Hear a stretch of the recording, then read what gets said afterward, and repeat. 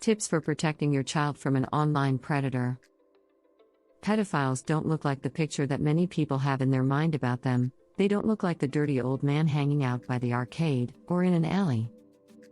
Quite often they are people in authority, a camp counselor, the person sitting next to you in church, or an engineer. The point is that they will make sure they don't look like a threat at all. There is no sure way to tell who they might be, so don't start a witch hunt yet.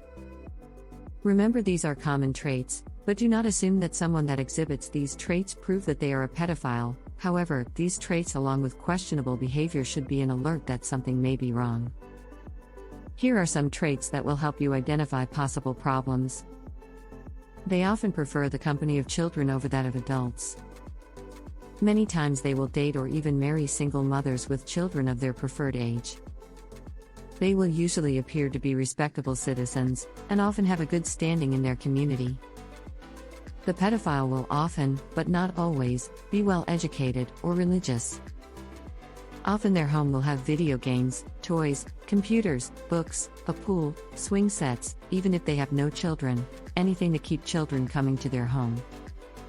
Grooms children with quality time, video games, parties, candy, toys, gifts, money. They will often be family men with no criminal record. Keep in mind that pedophilia is one of the most underreported crimes today. Pedophiles will go to great lengths to gain access to children, even going so far as joining church groups, or being a coach or coach's assistant. 95% of child molesters are male.